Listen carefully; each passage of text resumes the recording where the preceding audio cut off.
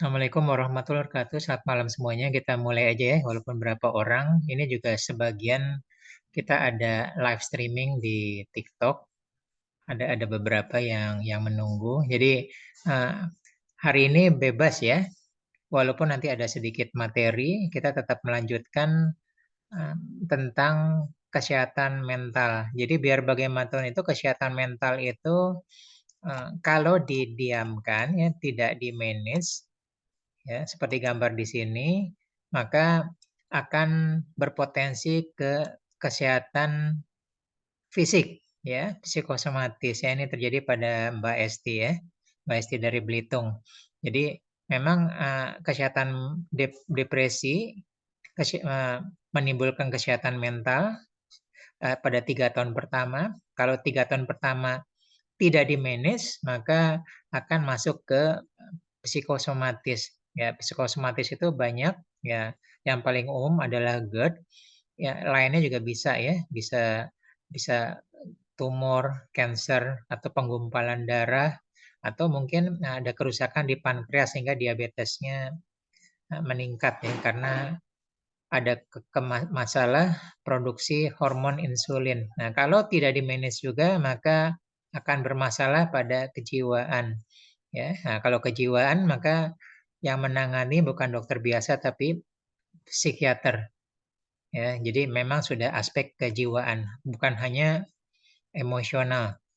Nah, kalau kejiwaan itu berarti depresi itu sudah lebih dari 6 tahun. Ya, berarti bisa tahun ke-9 bahkan bisa tahun ke-12 dan seterusnya. Yaitu membuat seseorang menjadi terpuruk. Ya, terpuruknya seperti ini nih, ya. Terpuruknya adalah seseorang akan jatuh pada zona burnout, ya. Zona burnout yang paling kiri bawah ini apa? Jadi energinya negatif dan energi rendah. Energi negatif itu sedih, kecewa, marah, kesel, mangkel gitu ya. Terus dipermalukan, ketakutan, ya. Bahkan bangga, bangga pun masuk energi negatif. Selain energi negatif dan energi negatifnya rendah, makanya disebut burnout zone itu lelah pikiran, lelah emosi dan lelah hayati. Ya, jadi ada di burnout. Nah, untuk burnout itu semakin kita lanjut ke sini ya. Ya. Semakin ke kiri ini semakin parah ya. Jadi dari kanan ya di sini hanya mulai dari overthinking, ketakutan dan sebagainya. Nah, kalau kalau yang paling kiri bawah bahkan sudah melakukan usaha bunuh diri ya, suicide attempt baik berhasil maupun tidak berhasil.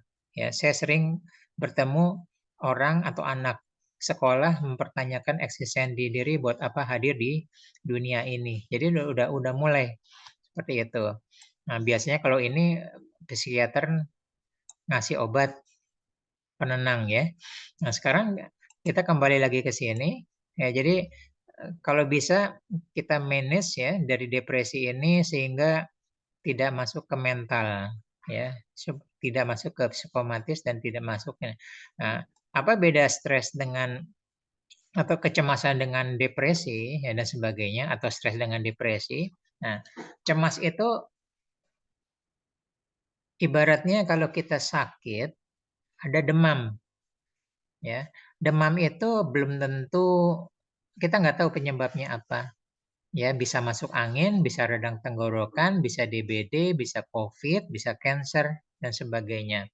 Nah, kecemasan ini kita bisa yang ringan-ringan kalau kesehatan fisik demam itu pakai penurun panas ya atau pereda nyeri. Nah, kecemasan juga seperti itu. Kita bisa melakukan healing ya, ketenangan, bisa visualisasi, bisa dengan pernapasan. Nah, itu kita untuk meredakan kecemasan. Tapi tidak masuk ke akar masalah. Akar masalah adalah di depresi. Ya, depresi sebabnya hanya bisa ditemukan oleh hipnoterapis yang profesional digali. Nah, begitu juga dengan kesehatan fisik ya. Apakah ada rasa sakit, ada panas, demam, ya dokter yang ahli. Ya, jangan salah diagnosa, dikira radang tenggorokan, tahu-tahu demam berdarah. 3 hari 5 hari dibiarin mati itu berdarah, berdarah-darah dalam tubuhnya. Nah itu dokter mungkin internis sudah dilempar ke internis untuk penyakit dalam. Nah, jadi depresi ini harus ditemukan. Tadi Mbak Esti cerita itu bahwa apa pemicunya? Ternyata ada orang-orang tertentu, ya. Itu bisa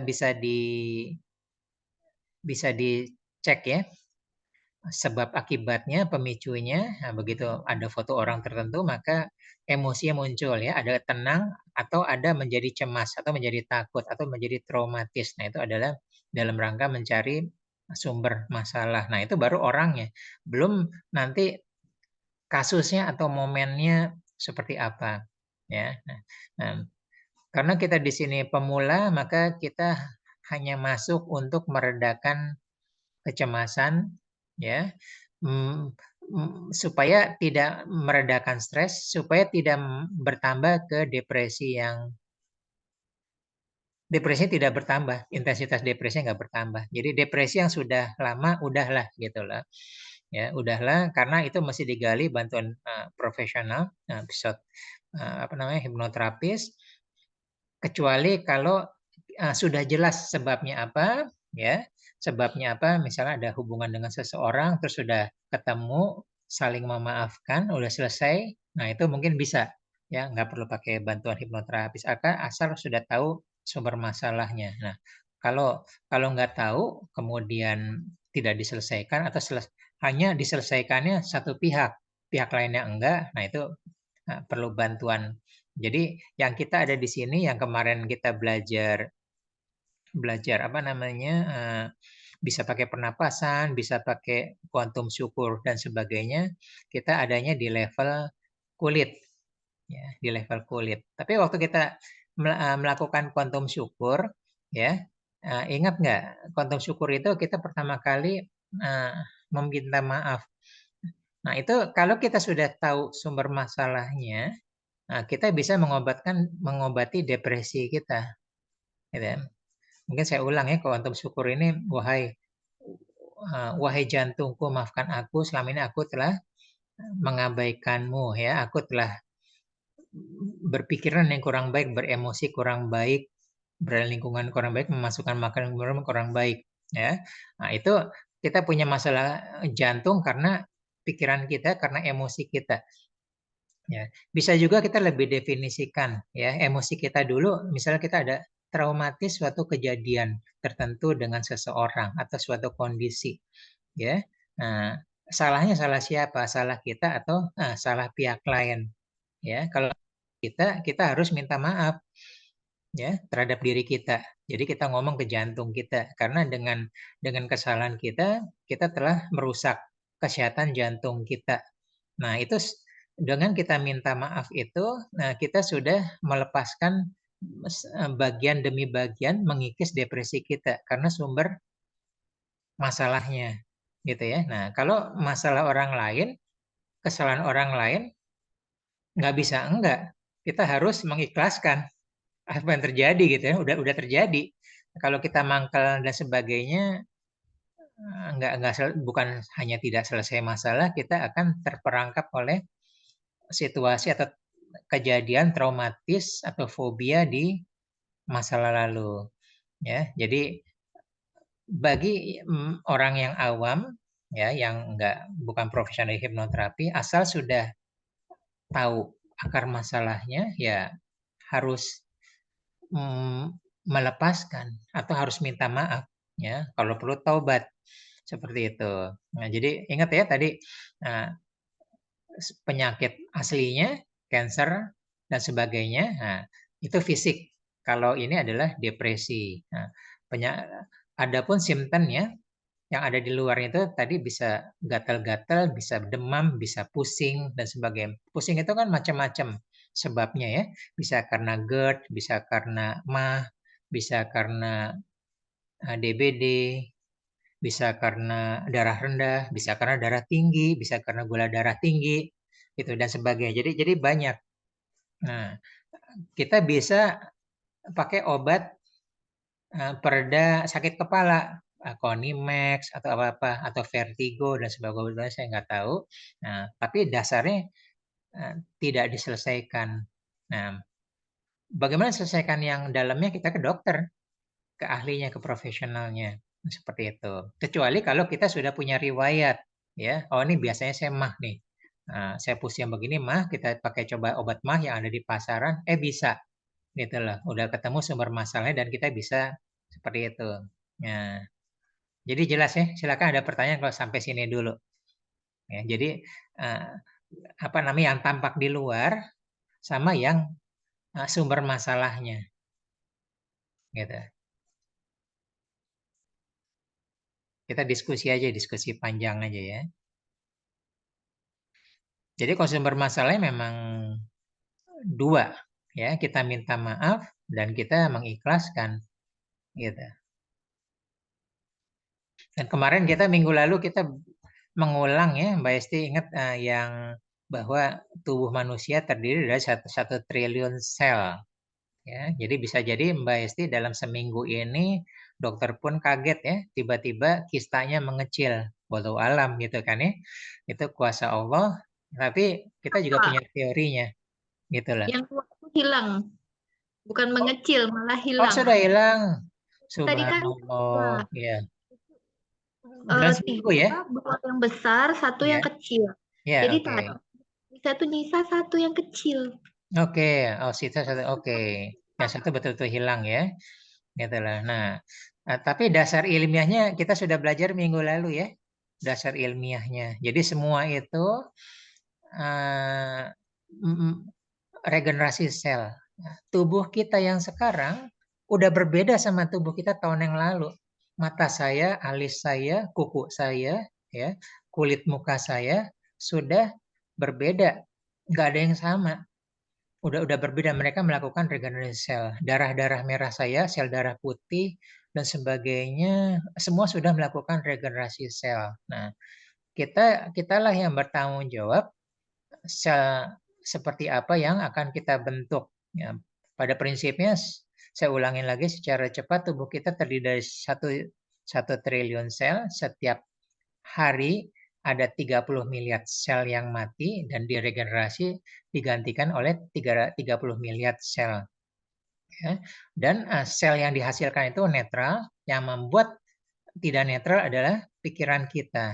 Kalau pikiran kita negatif, maka sel yang terbentuk adalah sel yang sakit. Maka di situ bisa tercetus kanker dan kawan-kawan, gitu ya. Nah, dan sebaliknya kalau saat itu kita berpikiran positif, maka sel yang terbentuk adalah sel-sel yang sehat. Ya, sembuh dia akan menggantikan. Nah, di sinilah perjuangannya sesuai dengan surat Ibrahim ayat 7 ya. Jika hambaku bersyukur maka aku akan tambahkan nikmatmu ya, nikmatmu ya gitu loh. Nah, dan sebaliknya kalau ingkar maka rasakan siksaku akan samalah pedih. Nah, siksa ini artinya luas sekali. Salah satu adalah penyakit ya. Eh, Siksa dunia dan nanti siksa akhirat juga karena kita bersyukur itu adalah wajib. Nah, jadi dari tadi itu jadi kita punya pilihan tuh setiap detik itu gitu ya. Setiap detik jadi kalau kita lepas aja kesel sedikit, kesel 3 detik, 5 detik, kalau saat itu lagi ada regenerasi sel, kena kita yang sedikit itu. Gitu ya. Makanya kita mulailah membiasakan seperti itu. Bagaimana yang panjang ya kita dengan doa aja ya. Sebelum tidur berdoa. Makanya yang paling mudah adalah kita mau tidur bersyukur ya. Jadi kita sepanjang tidur jam 6 jam malam atau 8 jam malam atau 3 jam, maka kita tidur dalam keadaan bersyukur. Karena kita masuknya itu turunnya itu, lelapnya itu karena bersyukur. Mudah. Makanya kita cuma punya pilihan. Mau tidur itu cemas, atau mau tidur itu bersyukur. Ya, atau tidur dengan keterpaksaan. Jadi tidur keterpaksaan itu kalau kita baca buku, kita bikin ngantuk, main game bikin ngantuk, seperti itu. Jadi ada ketegangan dan sebagainya. Nah, yang kedua adalah bahwa dari surat Al-Isra ayat 7 ya. Jadi yang terjadi pada diri kita nih, ya, itu akibat ulah kita, gitu lah, di masa lalu. Jadi Allah ngasih ganjarannya, ya bisa di dunia, bisa di akhirat ya, seperti itu. Jadi memang akan kembali ke kita, gitu lah. Walaupun bagi kita sedang dizolimi orang, sesungguhnya kita sedang menzolimi diri sendiri kan. Doa Nabi Yunus sama doa Nabi Adam kan.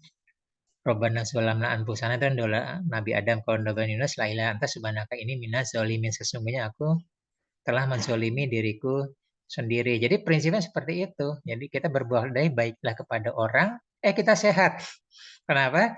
Karena berbuat baik itu akan kembali kepada kita. Gitu loh. Makanya orang suka berbuat kebaikan, ya, pertolongan, bisa juga dengan uang, nggak harus dengan uang ya, bisa dengan senyuman, bisa membantu apapun, dan ternyata kita sehat. Makanya orang nggak pernah cerita donasi apa-apa, sedekah dia jatuh miskin, karena habis itu dimudahkan segala urusannya. Dan yang kedua adalah bahwa kita menerima apa yang telah terjadi, karena di situ berlaku rukun iman yang keenam ya, tentang takdir kita. Udah terjadi kan, nggak bisa diapa-apain lagi. Mbak Iza mau buka mic, silakan, ada pertanyaan. Uti Iza. Makasih, Ya. makasih Coach. Aku kepengen nanya cuman gini ya, kebetulan tadi sore baru terjadi. Apakah kalau kesehatan mental ini berkaitan erat juga dengan kepribadian orang itu sendiri gitu? Maksud, aku punya tim laki nih, tapi perasaannya itu jauh banget dari perempuan. Maksudnya orangnya sensitif apa gitu. Jadi kita gemes, kita yang perempuan tuh justru gemes gitu. Ya ampun gitu. Maksudnya dia cepat tersinggung untuk hal-hal tertentu. Tapi menurut kita yang perempuan, ya itu nggak usah dipikirin. Dia cepat katakanlah marah untuk kecewa pada saat tertentu. Padahal kalau kita, yang perempuan bilang itu kalau disabarin menghadapi orang kayak gitu, kalau disabarin nggak apa-apa, ikutin aja. Kalau disabarin, toh juga dia akan menyelesaikan pekerjaannya dengan sendirinya gitu. Jadi pertanyaan saya, berarti kepribadian orang itu sangat berpengaruh penting dalam kesehatan mental ya, Coach. Terima kasih. Ya, terima kasih ya, Uti Iza. Ya, betul. Jadi memang setiap orang tidak ada yang sama. Ya, mirip seperti sidik jari, nggak ada yang sama.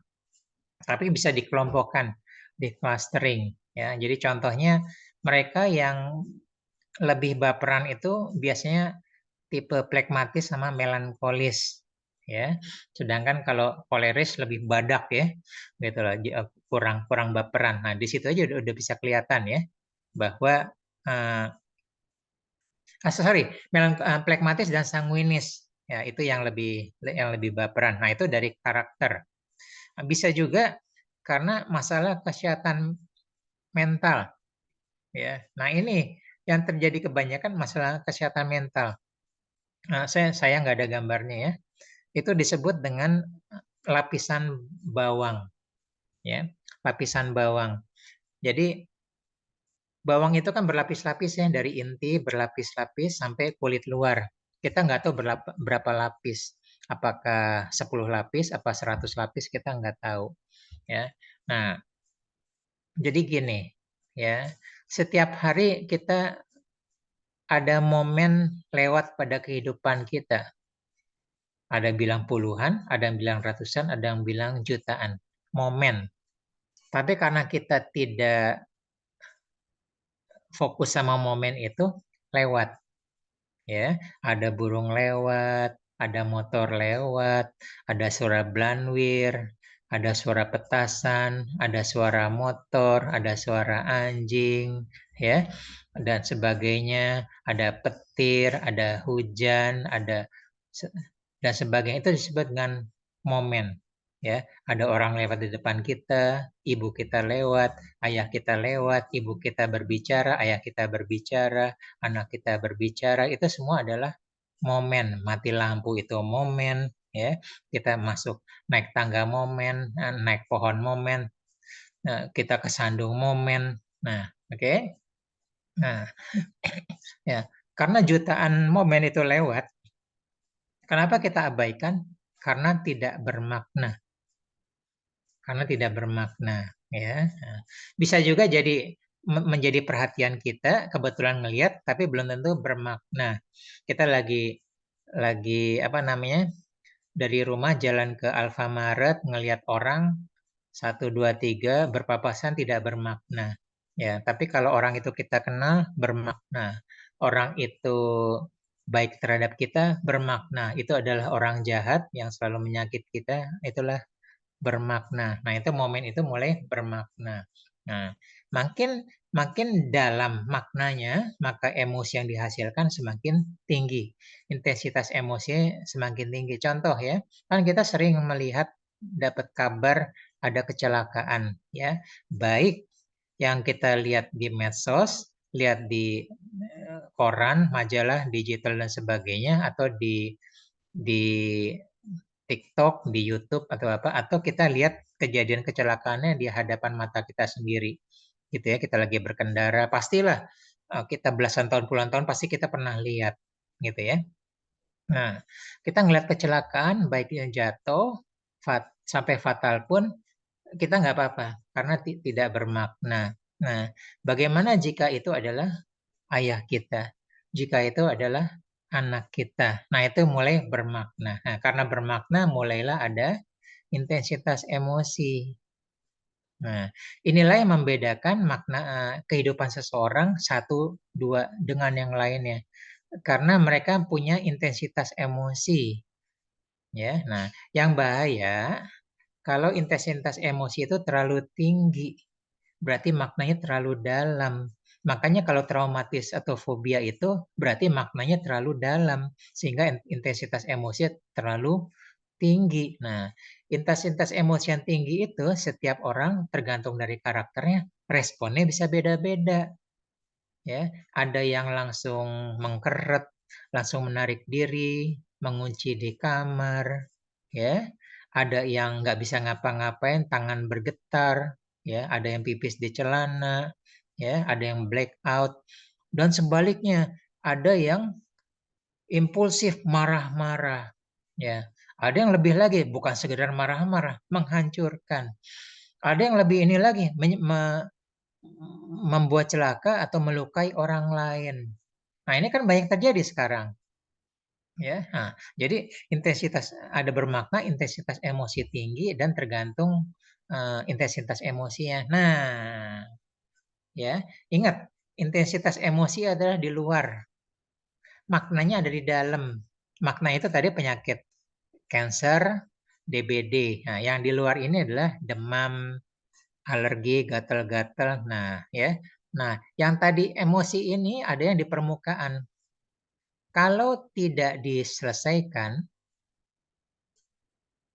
ya, rentan. Nah, oke. Itu udah masalah kesehatan mental, ya. Kalau ada intensitas emosi itu udah punya kesehatan masalah mental, ya.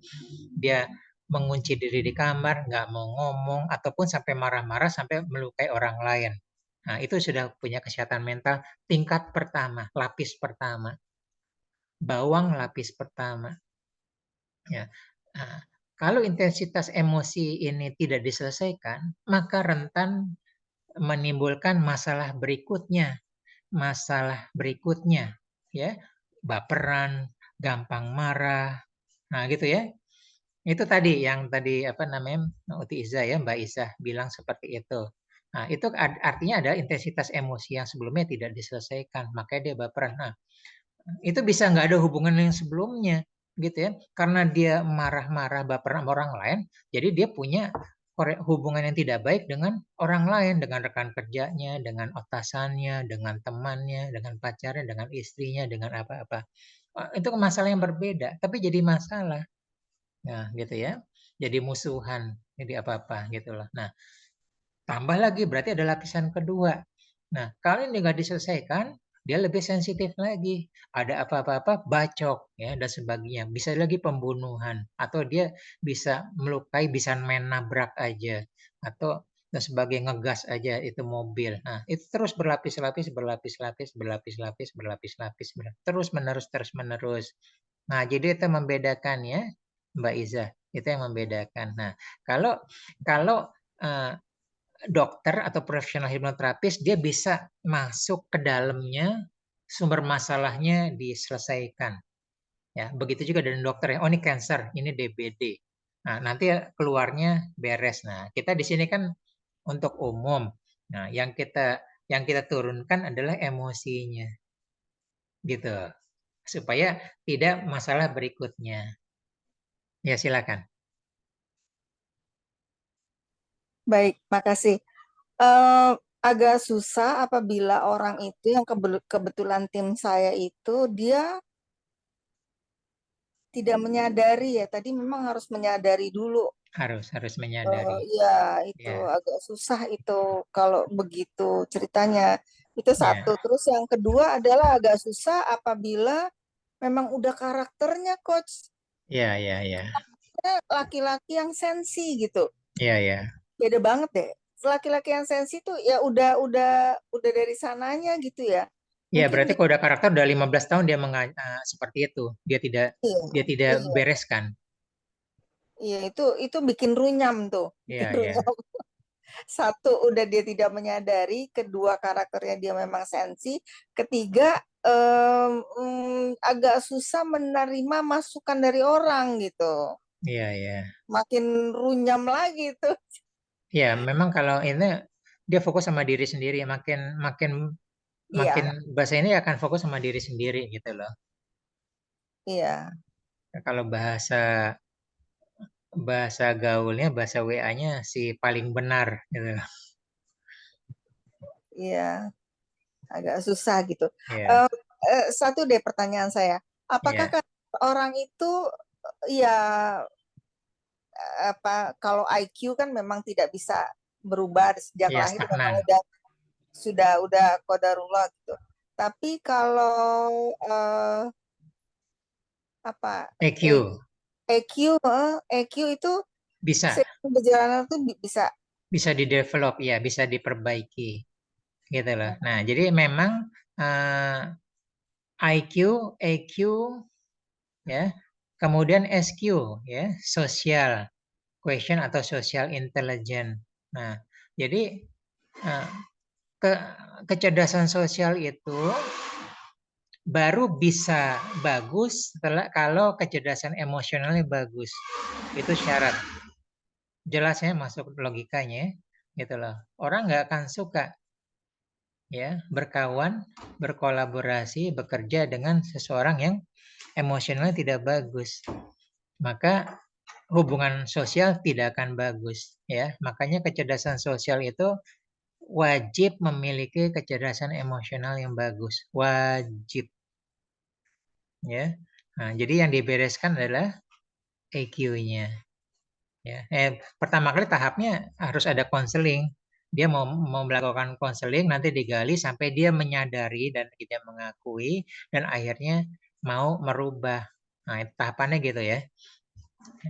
Tahapannya seperti itu. Nah, kalau dia bagus, ya, manage emosi bagus, nanti pelan-pelan, nggak otomatis ya, pelan-pelan kecerdasan sosialnya mulai berkembang, ya, mulai ketemu orang, mulai tenang, mulai senyum, ya, ada kritikan, dia kepala dingin, bersikap netral dulu, ya, bisa melihat berbagai sisi.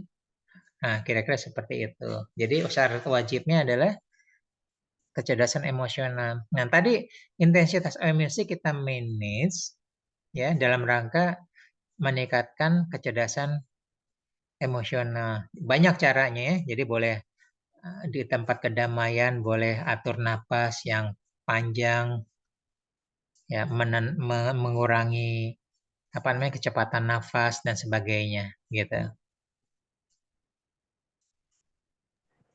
Kalau kecerdasan emosional di NLP itu bab apa, Coach? Ya, itu ada di kecerdasan intrapersonal.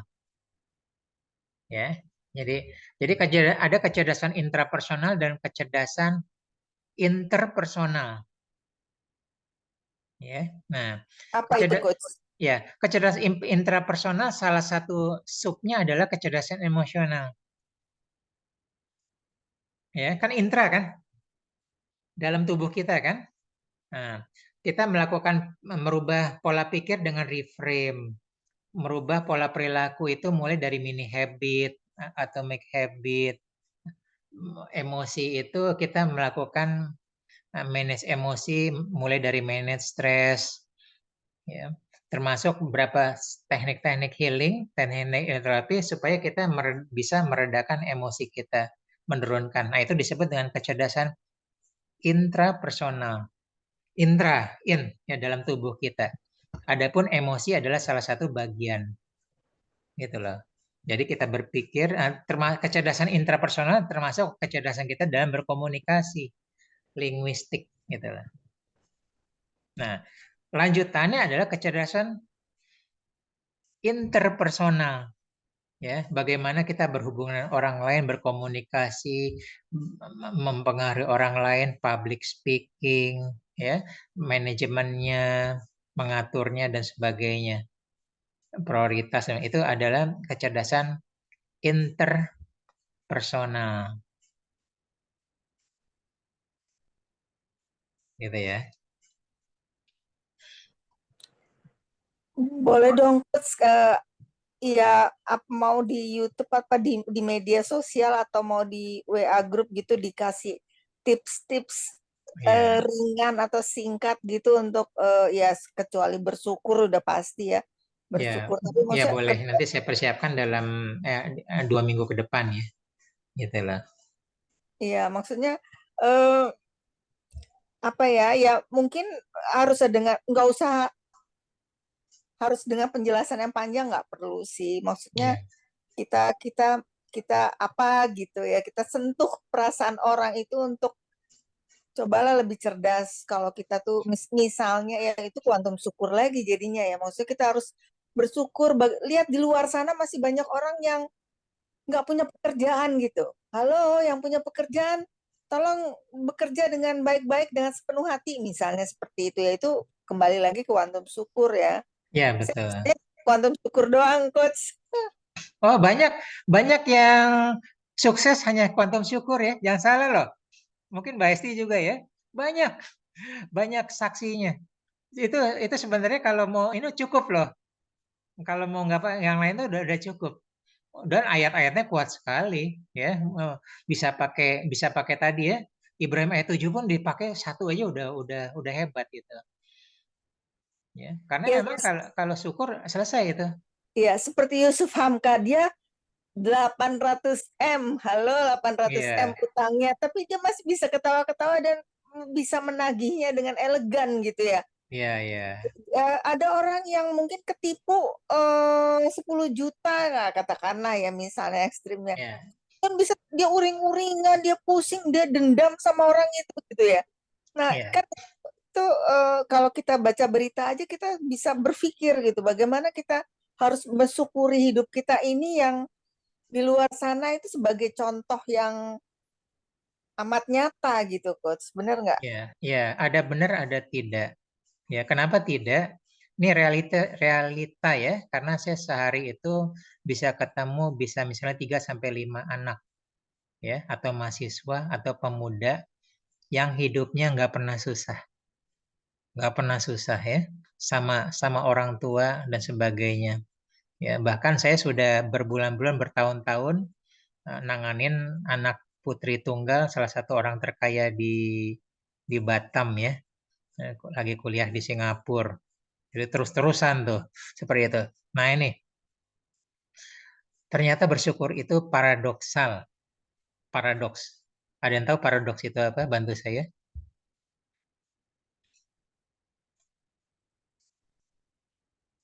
Cuman kiasan aja gitu. Maksudnya gimana? Oke, jadi gini ya. Semakin kita merasakan masalah, merasakan kesakitan, kedalaman problemnya, keruwetannya, semakin tinggi kita bisa merasakan syukurnya. Paradoks ya. Ya. Makanya saya sering ketemu, pertama saya heran. Orang tua juga heran. Kok nggak bisa sih bersyukur? Saya 7 tahun yang lalu saya terbengong-bengong. Waktu ngonton syukur, anak ini bilang, saya nggak merasakan. Saya nggak merasakan. Kita ngomong-ngomong, tapi dia nggak merasakan. Akhirnya saya dapat esensinya. Dia tidak pernah susah. Berkali-kalinya. Ya saya kaderullah di suatu SMA yang elit ya. Dan ternyata banyak yang nggak pernah susah. Saya uji, kemampuan bersyukurnya tipis-tipis. Karena nggak pernah ada masalah. Bahkan sampai 0. Jadi sebenarnya kita Coach, kalau nggak punya masalah bukan berarti dia nggak bisa melihat masalah di luar kan? Nah, dia tidak sampai ke level tersebut. Nah, contoh gini aja deh. Contoh gini aja. Bagaimana jika kita ngobrol sama orang Amerika atau orang Jepang tentang nikmatnya, enaknya telur ceplok, asinnya, gitu kasih merica. Ya, bisa nggak kita dengan cerita aja menggambarkan nikmatnya telur ceplok?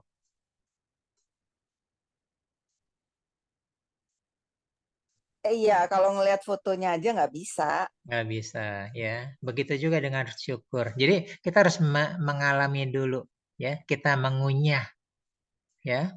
Telur ceplok ya kita gigit, terus kita rasakan.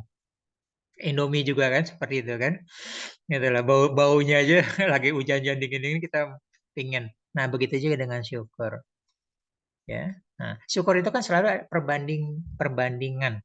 Ya, kalau kita pernah sama sekali nggak punya uang atau tersisa di kantong kita cuma 2.000, wah begitu dapat 10.000 apa kerasa banget gitu, ya banget, ya atau 100.000. Nah, tapi kalau dia nggak pernah ini ya biasa 10 juta, jadi 1 juta pun dilepeh, dia punya miliaran apa-apa seperti itu.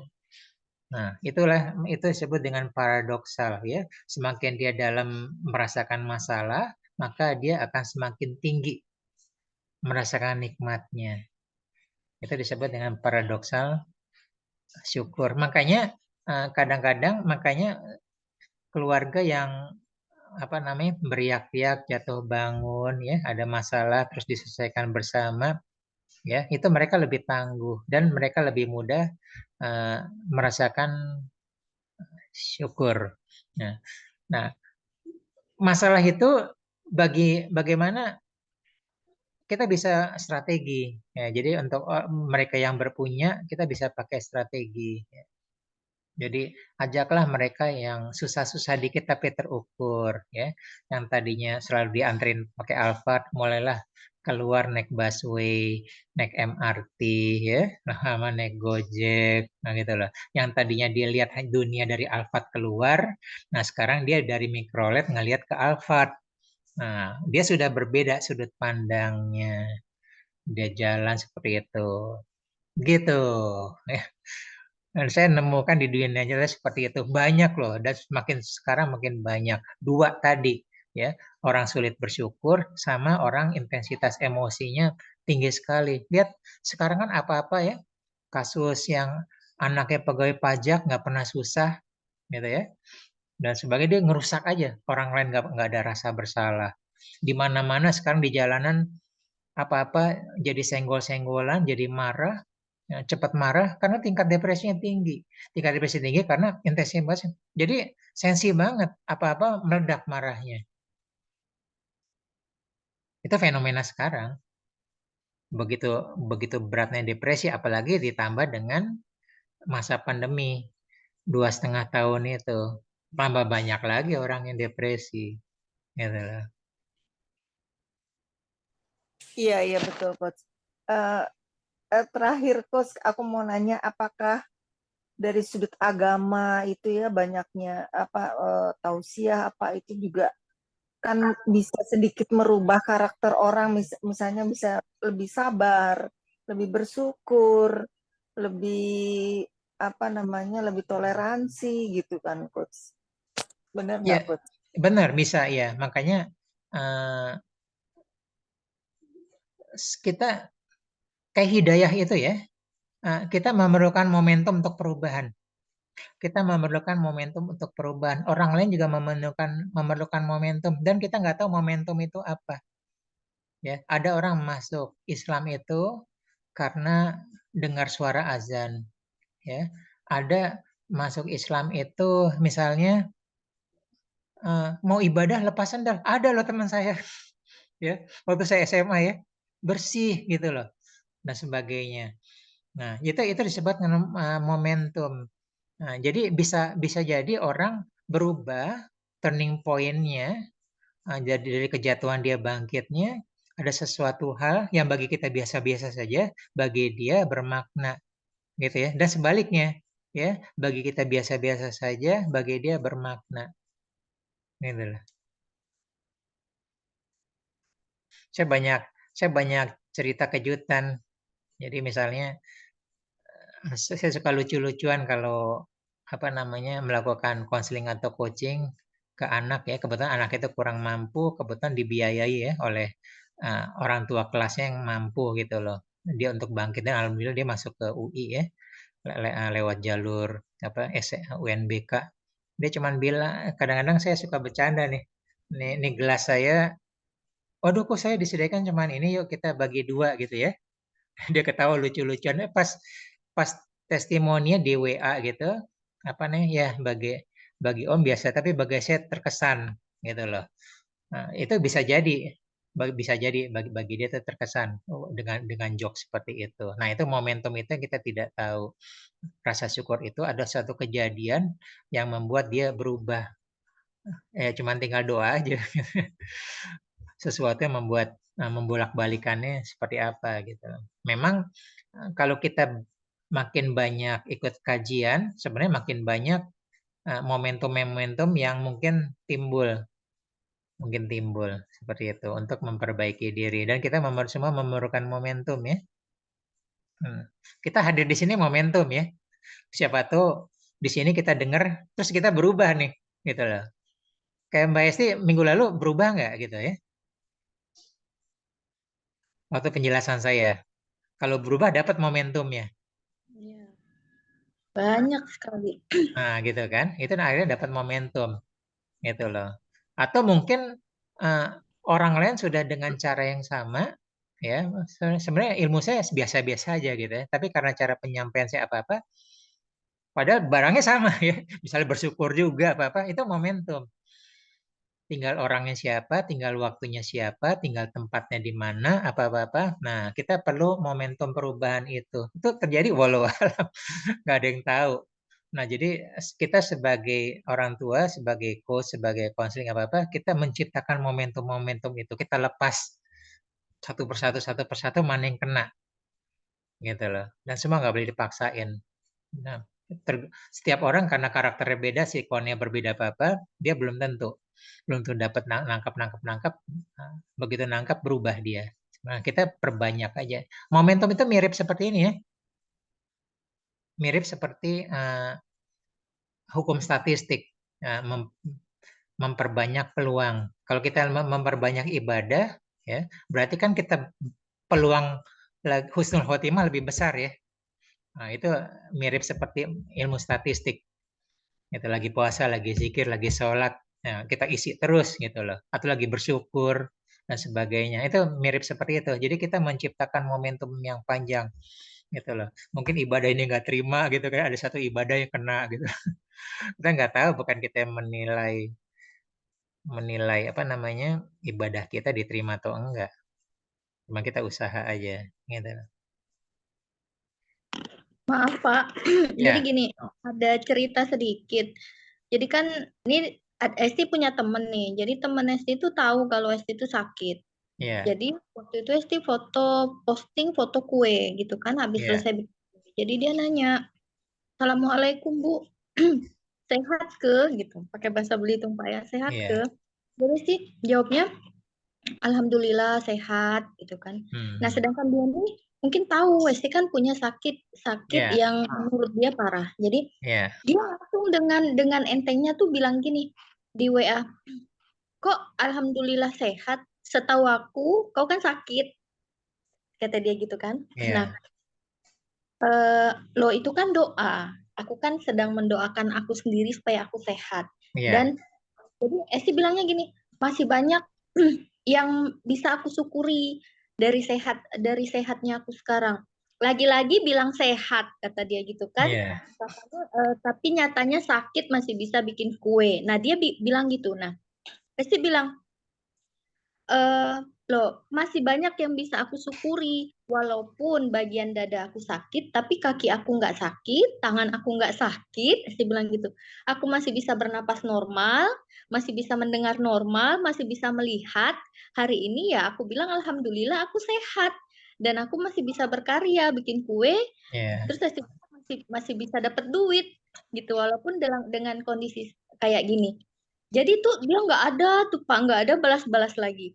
Setelah Iya. itu, si lihat snap WA-nya begini. Dari seorang teman aku belajar artinya bersyukur tentang apa yang kita punya, gitu kan. Oh, Jadi Masya Allah, Subhanallah, ya. masih bilang, ini apa gitu. Beneran Bu, aku pas kau bilang gitu, katanya gitu. Aku aku tuh dia rasa bersalah gitu sama Esti, Ya. kok bisa gitu. Dia bilang kayak gitu. Esti yang sakit masih bisa bersyukur dengan kondisi yang ada, dia bilang gitu.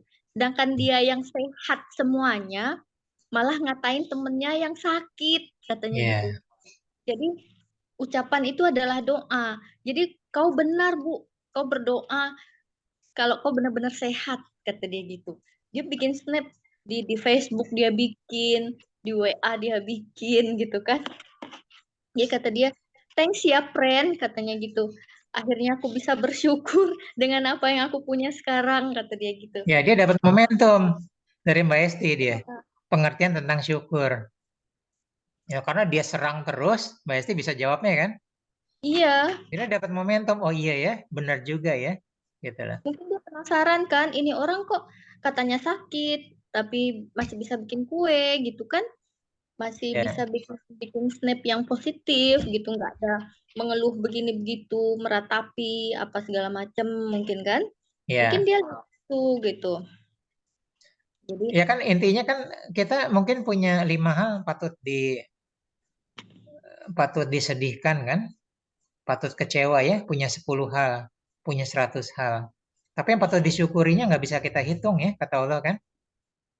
Bahkan tidak sanggup menghitungnya. Nikmatku katanya gitu loh. Ya ngapain kita fokus sama yang 5 kalau masih ada 1 triliun kan? ya, Ya, jadi kadang-kadang memang mungkin manusiawi ya Pak. Kadang Esti mikir, eh, ini sakit di bagian ini, tapi aku masih sehat di bagian yang lain gitu. Ya Allah, jadi kadang-kadang bisa nangis sendiri gitu, netes air mata sendiri. Nikmatnya masih banyak gitu. Yang dikasih sakit tuh cuma satu aja gitu, tapi nikmatnya tuh masih banyak gitu. ya dan Mak yang nikmat tadi menyembuhkan yang sakit tadi. Ya, kalau ya, kita fokus yang sakit, maka sakit itu akan nular ke yang lain. ya, Itu masa sih paling dengan gampang. paling banyak masih tidak mau bersyukur, masih mengeluh dengan sakit yang cuma satu, dan itu pun belum sepertiga dari usia gitu kan. Jadi sih suka Ya, mikirnya aku sehat tuh sekian puluh tahun, tapi dikasih sakit cuman baru sekian bulan, tapi mengeluhnya udah kayak sakit berpuluh-puluh tahun gitu. ya, Jadi pernah lagi yang namanya yang oh ini sakit begini nih, ini sakit enggak. Tapi alhamdulillah kakinya sekarang sehat, matanya sehat, kupingnya sehat, semua sehat gitu. Jadi nggak dibilang yang sakitnya itu nggak disebut. ya, ya. Ya betul sekali ya. Jadi memang kita fokuskan sama yang sehat kita aja dulu. Nah, kalau bisa kita karyakan supaya kita memanfaatkan kesehatan itu, ya. Kalau kakinya sehat ya kita karyakan, ya kita olahraga, jalan dan sebagainya, ya. Teman seusia saya banyak yang udah susah jalan loh. Ya, jadi saya mensyukuri itu saya jalan. gitu. Saya berkarya. Kalau saya tidak jalan, saya duduk-duduk, maka saya tidak mensyukuri kesehatan kaki saya, gitu loh. Ya, kesehatan badan saya, jantung saya, tangan saya, nah itu bisa dibikin untuk berkarya, bisa membantu orang lain juga. Ya. Sebenarnya cara lain adalah selain tadi yang fokus adalah kita fokus kira-kira nih bagian apa yang orang memimpikan tentang kita. Kita adalah impian orang lain, gitu ya. Ya, bagi orang buta memimpikan bisa melihat, kita bisa melihat ya. Orang yang lumpuh nggak pernah jalan atau yang sudah dulu pernah jalan sekarang susah jalan, susah bangun dari sholat mau berdiri, kita dengan santainya bisa kan. Nah, berarti kan kita ada dalam impian mereka kan. Nah, jantung kita sehat, mereka yang pakai pacu jantung memimpikan jantungnya sehat kan. Ya. Mereka yang hemodialisis, cuci darah seminggu sekali atau 2 kali, memimpikan itu enak ya. Pipis apa-apa bebas-bebas aja ya, nggak usah cuci darah dan sebagainya. Itu kan menyakitkan kan, bisa 2 jam, 3 jam kan. Darahnya ditarik, diputar, dibersihkan gitu loh. Dan sebagainya. Jadi semua orang kita lihat dari bahwa kita ini impian dari orang lain. Wow, beres itu. Ya, Oh iya banyak Pak, orang. satu lagi, Ya, Pak. Kan ini kita kan pernah belajar yang unsur-unsur yang saya izinkan masuk ke dalam ya, diri kita, dalam diri yang kita, iya, hal-hal yang membuat saya sehat, hal-hal yang ya, membuat saya sembuh dari penyakit. Nah, selama kurang lebih 1 bulan, ya dari kita belajar itulah pokoknya. Esi kan terus kalau habis sholat subuh lah terutama. Jadi itu yang diucapkan. Hal-hal yang membuat saya sehat, hal-hal yang membuat saya sembuh dari penyakit. Terus ada Esi bilang hal-hal yang bisa menjauhkan saya dari hal-hal yang buruk. Jadi mungkin itu yang bekerja alam bawah sadar kah Pak? Atau ya, memang karena kehidupan kita ya. atau gimana? Jadi memang benar-benar Awalnya pikiran sadar, tapi dengan keyakinan kita nggak usah dipikirin, dia masuk ke bawah sadar. Ya, saya izinkan energi yang masuk, energi yang membuat saya sehat, membuat saya bahagia, gitu loh, dan yang sebagainya. ya. Ya, Jadi yang yang tadinya menyembuhkan penyakit saya, sebutkan penyakit tertentu, ya Esi boleh. sebut sedikitnya gitu. Jadi Ya, yang tadinya nggak suka buah, jadi tiba-tiba mau makan buah gitu. Tiba-tiba mau makan sayur gitu. Mungkin ini hal-hal yang bisa membuat sehat itu tadi. ya. Sebenarnya itu kita udah masuk kelas energi di situ ya. Ya. Gitu loh. Jadi kita sebenarnya begitu energi yang mengisi membuat saya bahagia ya. Energi itu betul-betul energi ada sekeliling kita atau kita dihadirkan orang-orang yang membuat kita bahagia ya. Lingkungan, teman-teman, circle. Jadi seperti itu. Itu kan jadi doa kita juga tapi bisa jadi niat kita. Itu sudah lama-lama jadi mindset kita ya. Saya tidak saya tidak mengizinkan energi negatif masuk ke tubuh saya, masuk ke pikiran saya. Saya tidak mengizinkan gitu ya. Nah, itu dia nggak masuk. Tapi begitu saya mengizinkan energi positif membuat saya sehat, membuat saya pandai bersyukur, membuat rezeki saya berlimpah, menyembuhkan penyakit saya ini, kita sebutkan.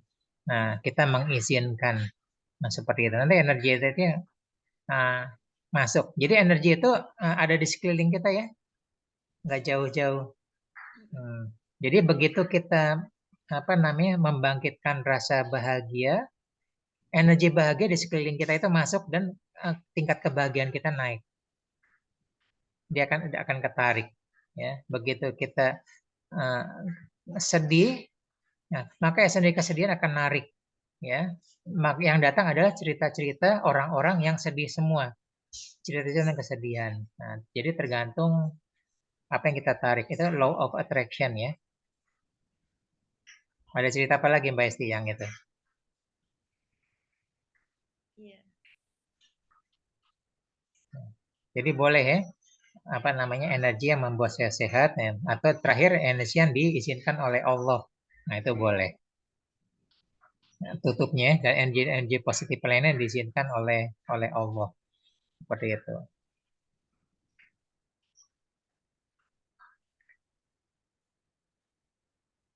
Nah, ada pertanyaan lain ya Mbak Iza?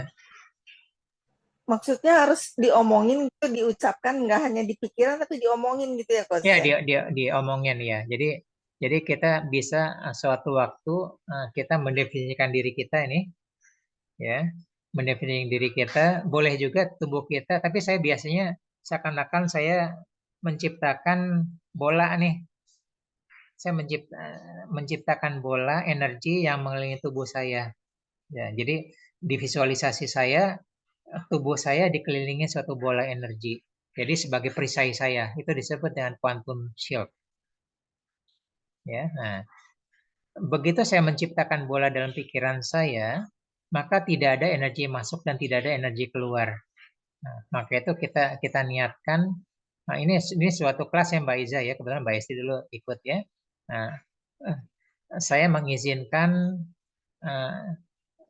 energi yang masuk ke dalam tubuh saya atau masuk ke dalam bola ini adalah energi yang membuat saya sehat, membuat saya bahagia, membuat saya pandai bersyukur, membuat saya rezeki saya berlimpah, membuat saya jadi kreatif, membuat saya apa. Boleh diniatkan membuat saya sembuh dari penyakit. Nah, begitu kita mendefinisikan energi ini membuat saya sembuh dalam penyakit ini, maka nanti akan keluar, akan masuk energi-energi yang membuat saya sembuh. Energi yang didefinisikan. Energi seperti apa kita nggak tahu. Seperti itu. Ya. Jadi yang tidak diizinkan nggak masuk. Jadi kalau ada energi negatif yang di luar tuh kita apa namanya tertahan gitu loh di luar gelembung tadi, di luar shield tadi gitu loh. Ini semua ada di pikiran kita aja gitu loh. Jadi kita menciptakan diri sendiri.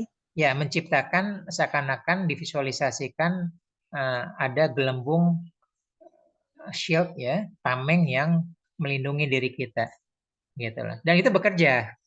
Ya, itu ada di ilmu kuantum ya, energi kuantum itu ada di kuantum. Jadi sebenarnya energi kuantum sama emosi atau pikiran itu sebenarnya berhubungan.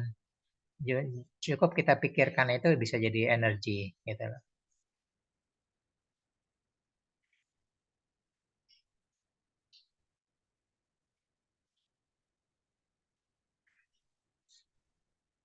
Masih bingung ya Mbak Isa ya?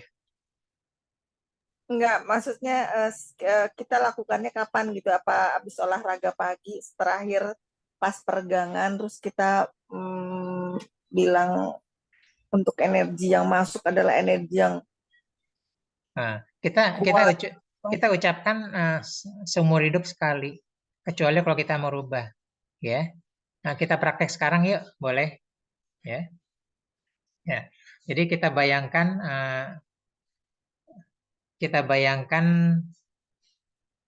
di sekeliling tubuh kita ada bola.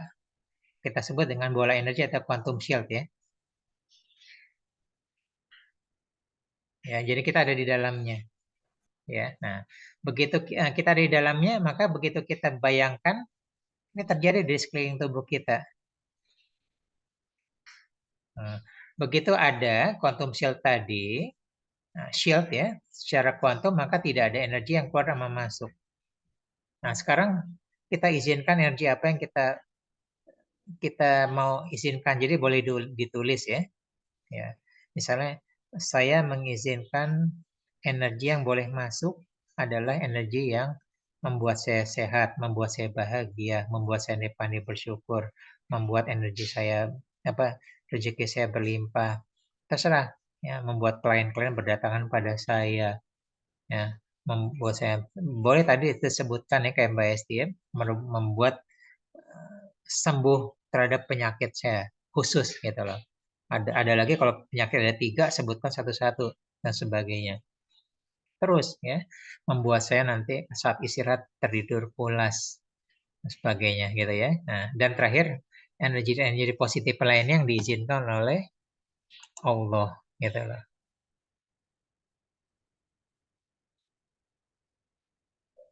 Oke, Coach, dicoba besok pagi. Ya, nah, ya. Terus kalau kita Mbak Esti ya, kalau kita itu Itu udah dipakai seumur hidup, nggak usah diulang lagi. Kecuali kalau kita mau ada perubahan, ya. Tadinya 10 menjadi 9, tadinya 10 menjadi 12, 12 kapan menjadi 15. Nah, itu kita ngulang lagi dari 1 sampai 15. Gitu ya. Jadi boleh, makanya lebih baik ditulis aja. Kita maunya seperti apa. Ya, jadi kalau kita berjalan kemanapun dia melindungi kita. Ya, secara imajiner dia, dan itu terjadi benar-benar gitu loh. Terjadi benar-benar energi itu, karena energi itu sebenarnya apa yang kita pikirkan, dan dia melindungi kita. Dan nanti energi yang masuk itu memang sesuai dengan apa yang kita niatkan tadi. Gitu. Jadi kemarin yang kita belajar itu kan unsur-unsur yang kata-kata yang Bapak tulis itu kan unsur-unsur yang saya izinkan masuk adalah contohnya tuh hal-hal yang membuat saya sehat, hal-hal yang membuat saya sembuh dari penyakit Boleh, apa-apa. ya, boleh. Hal-hal yang membuat saya bahagia, hal-hal yang membuat saya pandai bersyukur, hal-hal yang membuat yang mendatangkan rezeki berlimpah, hal-hal yang Allah datangkan untuk kebaikan saya, terus boleh tambah lagi yang lain. Ya. Oh, bagus ya, pakai hal-hal juga, hal-hal itu bagus ya. Jadi hal itu bisa situasi, bisa kondisi, bisa orang ya. Gitu lah. Ya. Orang itu datang membuat saya bahagia, hal-hal itu bisa jadi orang juga. Gitu. Itu bisa ya. Pakai hal-hal boleh, pakai energi boleh, pakai apapun boleh. Ya, bisa diganti. Seperti itu. Ya, jadi mudah ya. Jadi sebenarnya, nah, dengan kita sekali niat itu akan berjalan 24 jam. Dia akan berjalan 24 jam terus-menerus gitu loh. Ya, apalagi kalau kita melakukan perubahan mindset ya. Kita bersyukur itu kita sedang merubah mindset kita ya, yang tadinya kita ngelihatnya negatif gitu kan. Mbak Esti kan berapa tahun yang lalu kan sering mengeluh kan ini gitu ya. Nah, itu dulu fokus ke negatif. Nah, begitu kita merubah ke bersyukur, maka lihat perubahan hidupnya itu besar sekali gitu ya. Saya ngikutin perjalanan hidup Mbak Esti ya, sering cerita ya. Seperti itu. Bapak udah lama ngikutin hal-hal yang terjadi. Iya, iya. Gitu. Ya, ada Dari banyak. yang Ya, banyak seperti Mbak Esti, banyak ya saya ayam, Bapak ngikutin ya, gitu.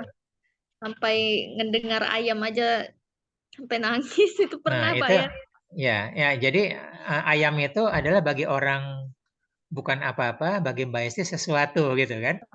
Kan Nah, waktu itu itu. pemicu, karena itu bermakna, maka intensitas emosinya tinggi. Ya, kenapa bermakna? Karena ada kejadian di masa lalu yang berhubungan dengan ayam, gitu kan. Ya. Ayam itu sebagai simbolnya, gitu ya. Nah, kalau kebetulan kita ingat, itu bisa dibereskan, gitu. Kalau enggak, apa nih sumbernya apa ya? Itu kok ada hubungan dengan ayam, nah itu perlu. Gitu. Tapi kalau kita sudah tahu, ya bisa kita lepaskan. Nah, jadi sumbernya itu sumber asalnya itu tadi ya, apakah kanker, DBD, gitu. Jadi bisa dari dalamnya.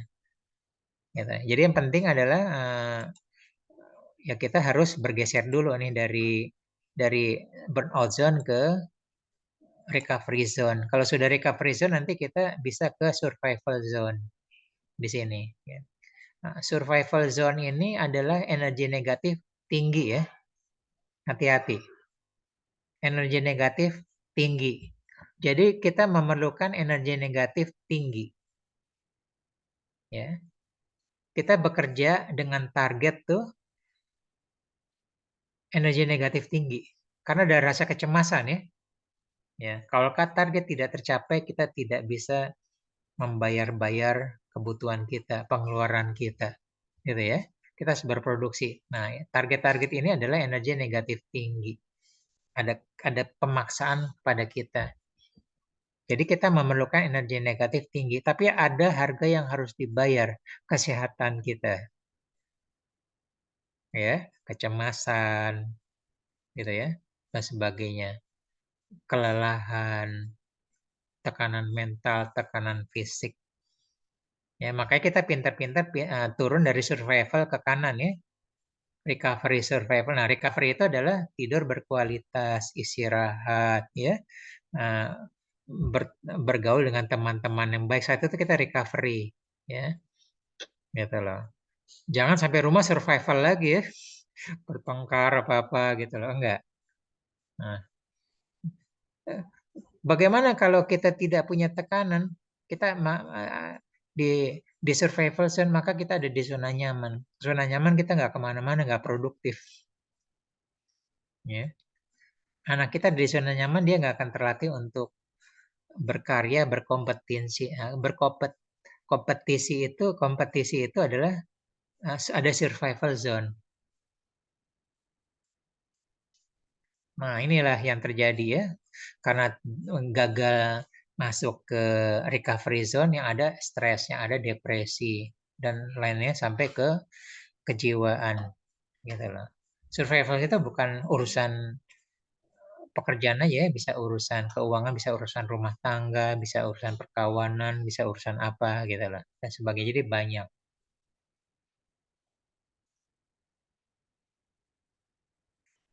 Ada pertanyaan silakan. Oh ya, minggu depan ada kemungkinan off dulu ya. Jadi kita 2 minggu karena kebetulan Sabtu Minggu saya keluar kota dan saya ada kelas yang minggu itu saya geser ke hari Senin gitu ya. Jadi yang ini off dulu seperti itu. Walaupun ada kemungkinan di Selasa, tapi nanti tunggu dari kabar saya aja gitu ya. Ada lagi terakhir, saya masih ini. Coach punya buku yang enak dibaca nggak, Coach? Kebutuhannya apa? Tentang apa namanya, tadi tuh pengendalian emosi, meningkatkan emotional intelligence. Oke, nanti saya carikan ya, atau nanti saya carikan e-booknya ya. Gitu, siapa tahu dapat. Ada sih terlalu penuh, jadi nggak enak dibaca. Kecuali saya suka baca gitu loh. Iya, aku pernah baca ini nih.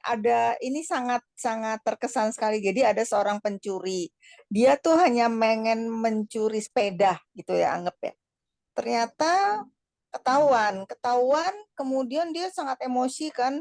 Yeah. Yang pemilik rumah itu marah-marahin dia apa kemudian akhirnya dia ngebunuh gitu. Padahal dia Yeah. cuma ingin mencuri sepeda gitu Yeah. tadinya. Jadi karena emosinya tidak cerdas gitu, tidak rendah emosionalnya.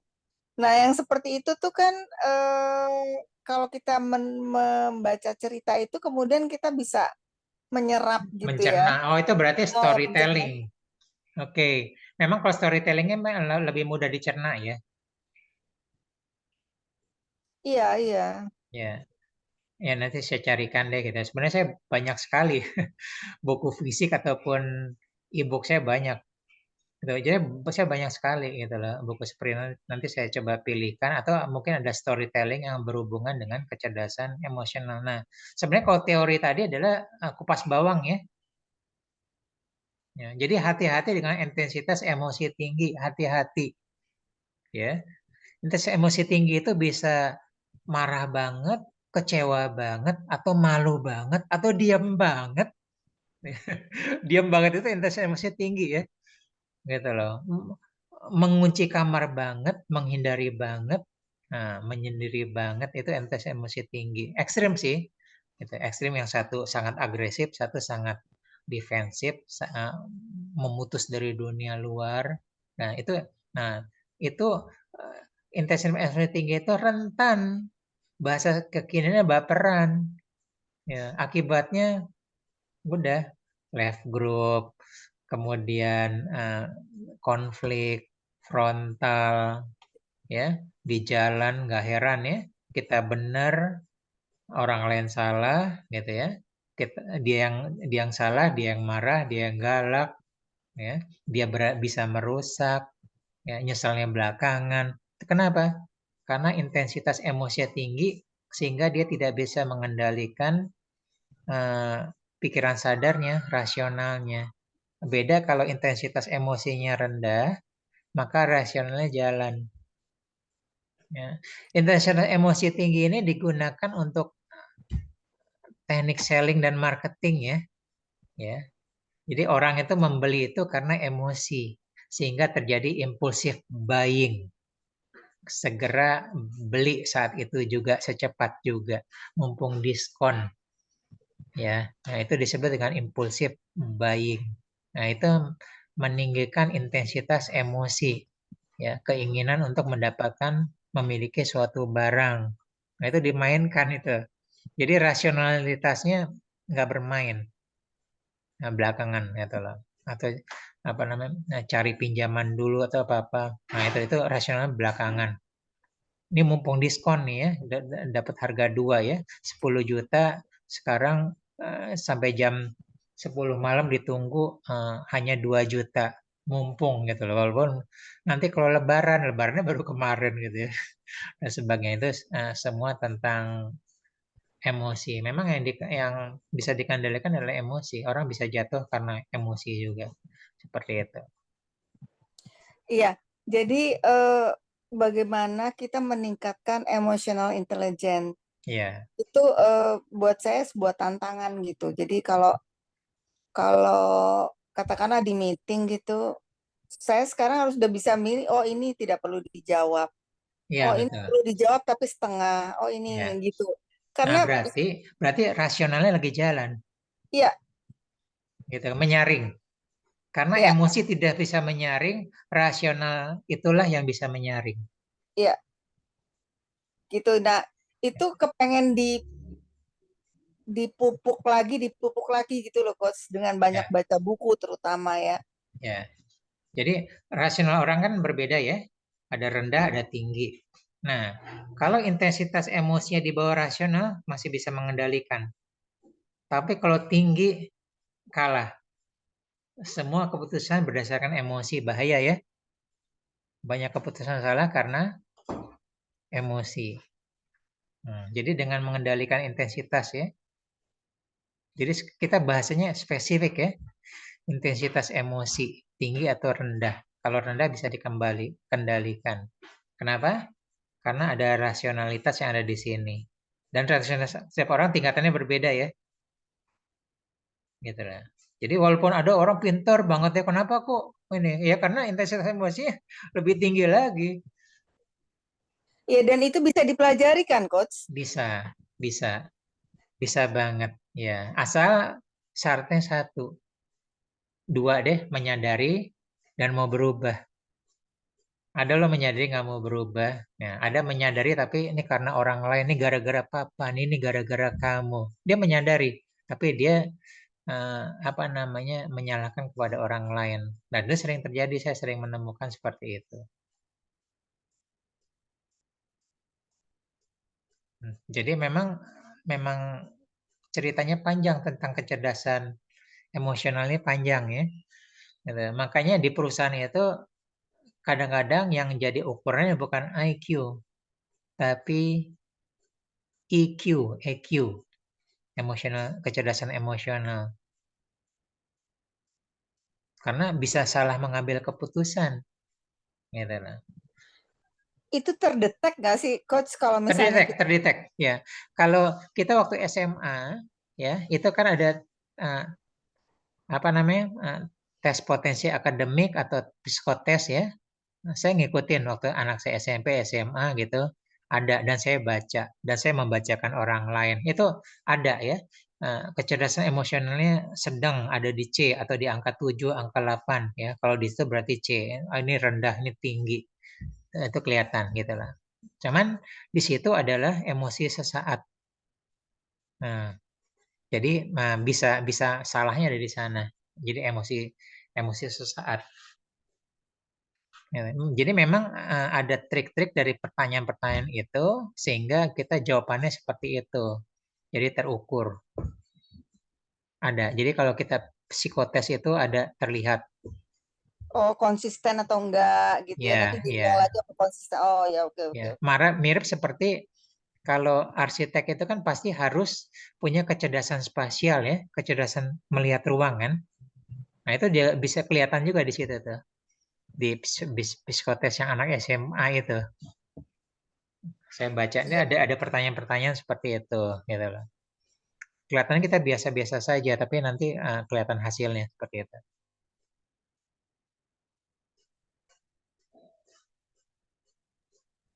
Oke, Coach, thanks. Berat itu Oke. kecerdasan emosional tuh rasanya menjadi apa ya, menjadi bagian yang terpenting untuk kesehatan mental ya, Coach. Betul, iya, betul. Dan sekarang itu makin turun terus ya degradasi ya. Karena lingkungan, karena diri sendiri ya, karena dan sebagainya.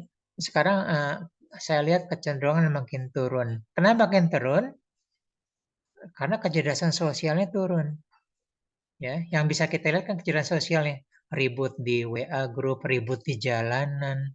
Nah, itu bisa kita kesimpulan kecerdasan emosionalnya jelek, ya. Ribut, bacok, matain spion, ya. Pemotor matain spion mobil, gitu ya. Zigzag, salah, nah seperti itu. Nah, itu menunjukkan, nah di balik itu ada lagi ya, ada dia masalah keuangan, masalah keluarga, masalah waktu kecil dan sebagainya. Ya kapan-kapan kita juga, karena ini bukan satu sesi untuk kecerdasan emosional, bolehlah nanti kita tiap minggu kita cicil ya, seperti itu. Nanti saya akan kombinasikan dalam bentuk cerita juga, metafora ataupun storytelling.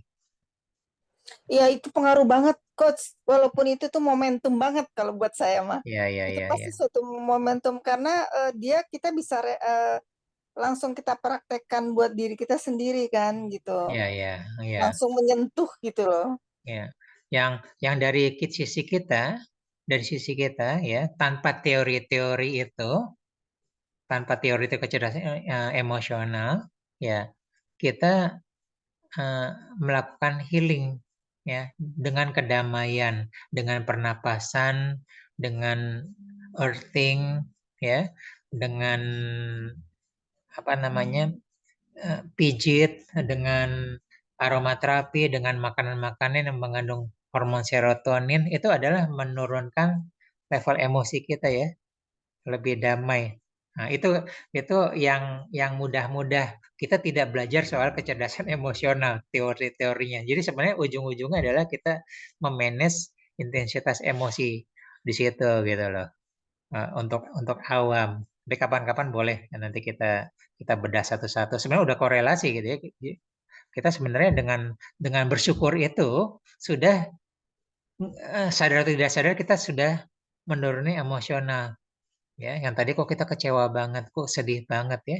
Eh, apa rasanya dunia itu tidak adil. Why me ya? Kenapa ini terjadi pada diri saya? Dia kok enggak gitu ya. Gitu loh. Nah, itu dengan kita mulai bersyukur pelan-pelan. Nah, sebenarnya di situ kita memperbaiki kecerdasan emosional kita dengan pintu syukur. Ya, kita memperbaiki dengan pintu healing, pintu meditasi, pintu berdoa, pintu berzikir apa-apa. Gitu loh. Tapi nanti kita coba dua-duanya ya, dari sudut sini sama dari sini gitu. Iya banget, Coach, sama olahraga. Olahraga itu Pasti, benar-benar ya. karena Karena hormon. karena kalau kita olahraga 30 menit kan menghasilkan hormon endorfin kan. Dan hormon endorfin membuat kita bahagia kan, senang, tenang. Ya berarti emosional kita mulai terjaga seperti itu. Termasuk berjemur matahari ya, ada vitamin D dan vitamin E. Ya, vitamin E itu untuk pro untuk termasuk untuk healing juga, meningkatkan hormon serotonin. Jadi olahraga adalah membuang energi juga, energi baik termasuk energi jelek juga. Ya. Jadi daripada energi tersimpan, tinggal meledak, ya kita salurin aja dengan bergerak dengan olahraga. Jadi olahraga itu membuang energi positif dan energi negatif. Positif itu jadi gerak, jadi sehat. Energinya merilis seperti itu. Ya. Ini sebagai penutup, apapun yang kita pikirkan, emosi itu memerlukan jalan keluar. Kalau tidak keluar, dia akan depresi. Bahkan bahagia pun memerlukan ekspresi ya, memerlukan jalan keluar. Nah, salah satunya adalah kita berolahraga, tubuh bergerak, ya, mengeluarkan energi berlebih pada diri kita. Daripada berbalik energi itu menyerang diri kita buang ya dengan bergerak. Ya, kita buang dengan bergerak gitu loh. Kita pun bahkan bahagia pun harus diekspresikan ya. Kalau enggak jadi depresi, jadi sakit. Saya ceritanya ekstrim aja ya. Nah, kalau seseorang mempunyai orang tua lengkap saat dia wisuda, waduh dia bisa dipeluk, dia bisa foto-foto dan sebagainya, dicium. Ya, tapi untuk seseorang yang yatim piatu wisuda dia sendirian, ya, dia lihat teman-temannya ini, dia tidak bisa mengekspresikan kebahagiaan, apalagi orang kebetulan nggak sempat, peduli tapi nggak sempat karena masing-masing. Nah, dia bisa jadi berbalik kepada dia, tiba-tiba jadi sedih, ya. Momen bahagia ini kok dia jadi momen kesedihan, tiba-tiba itu berbalik. Jadi tetap ya, salah satunya dengan bersyukur, ya, memberi kebaikan pada orang lain dan sebagainya gitu. Oke, sebenarnya cukup sekian ya. Mohon maaf kita sudah melewati waktunya. Terima kasih untuk waktu sekarang. Jadi insya Allah bermanfaat. Nanti untuk berikutnya saya undang lagi ya. Ada kemungkinan 2 minggu, tapi nanti tunggu dari saya, siapa tahu ada hari Selasa. Ya, terima kasih semuanya. Insya Allah bermanfaat. Izin saya tutup ya. Ya, mari. Ya, selamat malam. Assalamualaikum warahmatullahi wabarakatuh. Izin saya tutup ya. Waalaikumsalam warahmatullahi wabarakatuh.